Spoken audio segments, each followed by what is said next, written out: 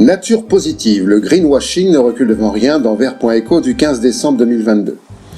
Biodiversité positive ou encore nature positive, nouveaux termes employés par les pollueurs qui s'achètent les droits à polluer. En effet, ils compensent leur dévastation en restaurant, ailleurs, des milieux naturels. Nature positive, c'est un permis pour détruire plus, juge Neil Marienne, coordinatrice du programme Biodiversité des Amis de la Terre. On nous promet une restauration, mais cela n'arrive jamais.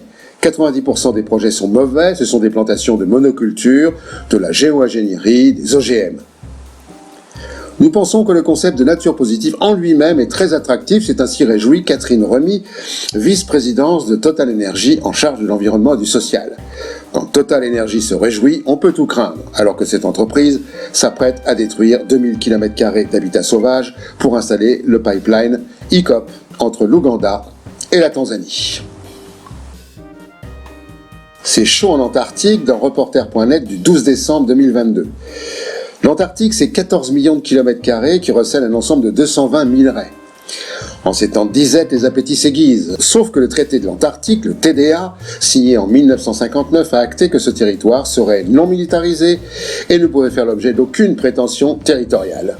Le protocole de Madrid, signé en 1991, est entré en vigueur en 1998, interdit clairement l'exploration et l'exploitation commerciale des ressources minières. En revanche, il autorise l'exploration pour des motifs scientifiques. Dans ce cadre, en 2005, les chercheurs de l'Institut de recherche polaire chinois, l'IRPC, ont estimé à 500 milliards de tonnes de pétrole et de 300 à 500 milliards de tonnes de gaz les réserves du continent.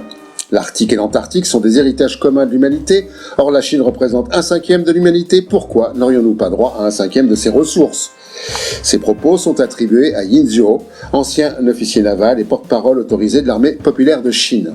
En février 2020, l'entreprise d'État russe Rosgeologia annonce avoir complété l'évaluation des perspectives de gisements de pétrole et de gaz sur le plateau continental de l'Antarctique. En 2048, le protocole de Madrid aura donc 50 ans. Il sera alors théoriquement possible de lever l'interdiction d'exploitation des ressources minières. D'ici là, il est plus que probable que l'un ou l'autre pays sorte des accords et débute l'exploitation des ressources compte tenu de ce que cette carte des implantations annonce. Le smartphone doudou moderne fabriqué avec les minerais de sang dans rtbf.be du 10 janvier 2023. Un smartphone pèse en moyenne 120 grammes. Pour le fabriquer, il faut environ 70 kg de ressources naturelles, soit 6 fois son poids. Il est composé de 60 métaux différents, 80 à 85% de métaux ferreux et non ferreux, 0,5% de métaux précieux, 0,1% de terres rares et 15 à 20% d'autres substances. Leur extraction est responsable des 3/4 des émissions de CO2 de l'appareil. Seuls quelques pays extraient la plupart des métaux contenus dans un smartphone. Les pays de l'UE importent ainsi de 75 à 100% de la plupart des métaux.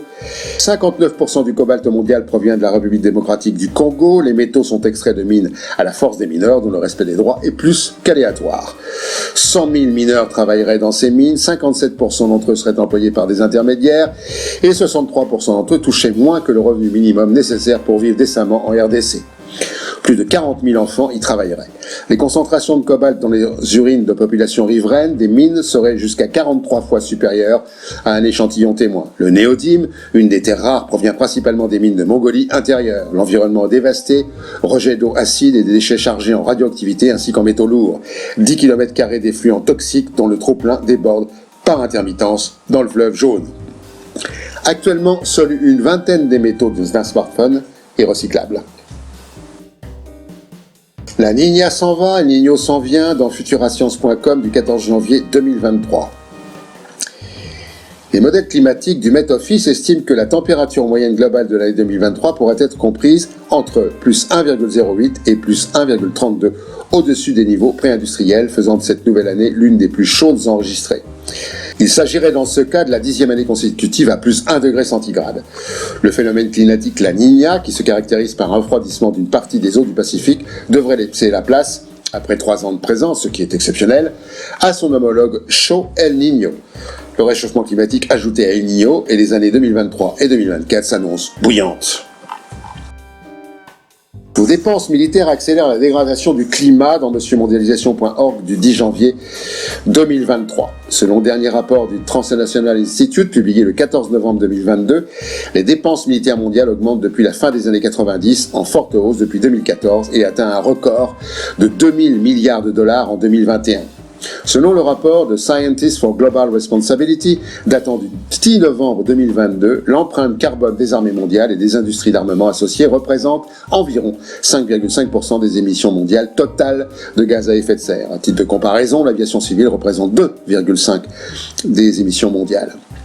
En termes de consommation de carburant, si les forces armées mondiales étaient classées comme un seul pays, elles seraient le 29e consommateur mondial de pétrole, juste devant la Belgique et l'Afrique du Sud. L'empreinte carbone militaire annuelle à 205 millions de tonnes pour les États-Unis et à 11 millions de tonnes pour le Royaume-Uni d'équivalent carbone, la France représentant à elle seule environ un tiers des 24,8 millions de tonnes émises par l'Union européenne.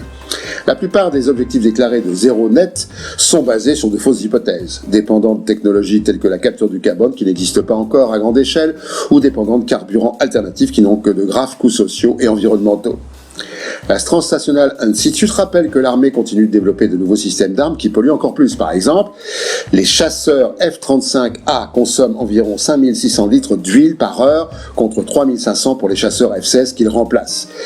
Comme les systèmes militaires ont une durée de vie de 30 à 40 ans, ça signifie enfermer des systèmes hautement polluants pendant de nombreuses années à venir. Et les chercheurs de conclure, les dépenses militaires explosent en même temps que les pays les plus riches continuent de stagner sur leur financement climatique et les pays les plus pauvres manquent de ressources pour faire face aux impacts les plus sévères du changement climatique. Et pour finir, la connerie de la semaine.